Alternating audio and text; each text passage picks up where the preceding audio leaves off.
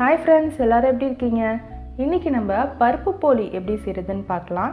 வீடியோக்குள்ளே போகிறதுக்கு முன்னாடி சேனலை மறக்காமல் சப்ஸ்கிரைப் பண்ணிடுங்க. நான் போடுற வீடியோஸ்லாம் நீங்கள் மிஸ் பண்ணாமல் பார்க்கணுன்னா பக்கத்தில் இருக்கிற நோட்டிஃபிகேஷன் பெல்லையும் ப்ரெஸ் பண்ணி வச்சுக்கோங்க. இப்போ வாங்க வீடியோக்குள்ளே போகலாம்.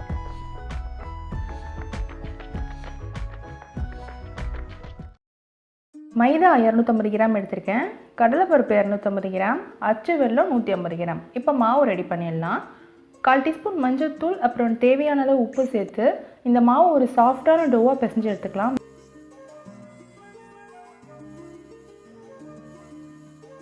இது கோதுமை மாவுலையும் செய்யலாம், ஆனால் மைதா மாவில் செய்கிற போலி மாலையும் அவ்வளோ டேஸ்ட்டாக இருக்காது.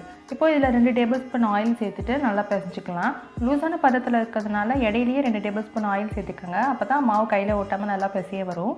இப்போ இதை 1லேருந்து 2 மணி நேரம் வரைக்கும் அப்படியே ஊற விட்டுறணும். 1 மணி நேரத்துக்கு அப்புறம் நம்ம பார்க்கலாம். பாகு செய்கிறதுக்கு 1/2 கப் அளவு தண்ணி சேர்த்துட்டு நம்ம வச்சுருக்கிற வெல்லத்தையும் சேர்த்து நல்லா கொதிக்க விட்டுடலாம். அப்படியே சேர்த்துட்டோன்னா தூசி மண்ணெல்லாம் இருக்கும், அதனால் கரைச்சி வடிகட்டி சேர்த்துக்கலாம்.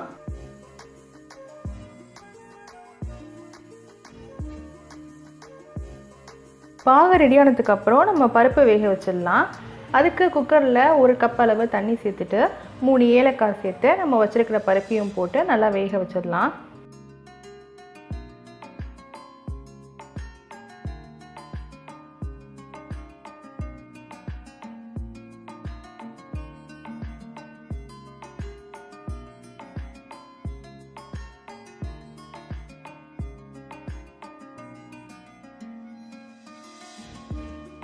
பருப்பை கையில் எடுத்து பார்த்திங்கன்னா இந்த மாதிரி மசிக்க வரணும், அது வரைக்கும் வேக வச்சுக்கோங்க.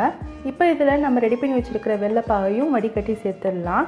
தண்ணி நல்லா இழுத்து பருப்பும் வெள்ளைப்பாகும் ஒன்று சேர்ந்து ஒரு கெட்டியான பதம் வர வரைக்கும் இது அப்படியே இருக்கட்டும்.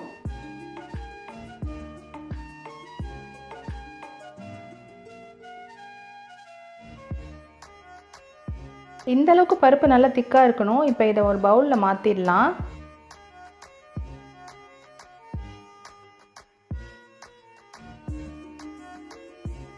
மாவும் நல்லா 1 மணி நேரம் ஊறி சாஃப்டாக இருக்குது.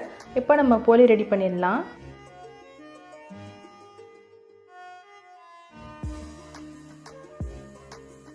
கொஞ்சமாக மாவு எடுத்து ஓரத்தில் லைட்டாக தட்டி விட்டு சென்டரில் நம்ம ரெடி பண்ணி வச்சுக்கிற ஸ்டஃபிங்கை வச்சு மூடிடலாம்.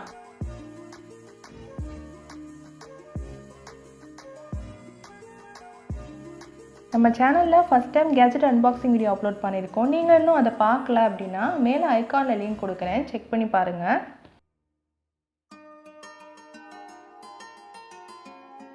அப்புறம் கையில் கொஞ்சமாக ஆயில் அப்ளை பண்ணிக்கோங்க. அப்படியே கையாலேயே தட்டி விரிச்சோன்னா ரவுண்ட் ஷேப்பில் கிடச்சிடும். ரோலிங் பின்னெல்லாம் தேவையில்லை. ரோலிங் பின் யூஸ் பண்ணோம் அப்படின்னா நம்ம எண்ணெய் அதிகமாக சேர்த்துருக்கிறதுனால எண்ணெய்லாம் தனியாக பிரிஞ்சு வந்துடும், அதனால் கையாலேயே தட்டி விட்டுக்கோங்க. ஓரங்கள்லாம் நல்லா தேய்ச்சி விட்டுருங்க. நடுப்புற ஸ்டஃபிங் இருக்கிறதுனால நடுப்புற ரொம்ப அமுக்கி தேய்க்க வேணாம், ஓரங்கள்லாம் விரித்து விட்டுருங்க. இந்த அளவுக்கு ரவுண்ட் ஷேப்பில் இருந்தால் போதும், ரொம்ப பெருசாலாம் தேய்க்க வேணாம். இப்போ இதை தவால போட்டுடலாம்.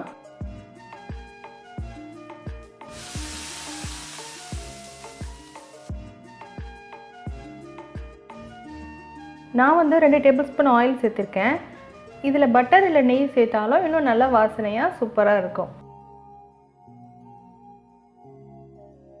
இதே மெத்தடில் தான் தேங்காய் போலியும் செய்யணும்.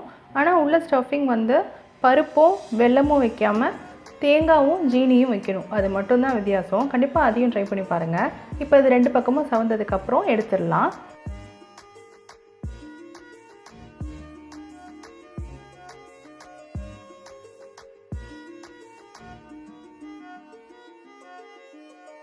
ரெசிபி ரொம்ப ஈஸியாக பண்ணிடலாம். அது மட்டும் இல்லாமல் பருப்பு சேர்த்து பண்ணுறதுனால ஹெல்த்தியும் கூட.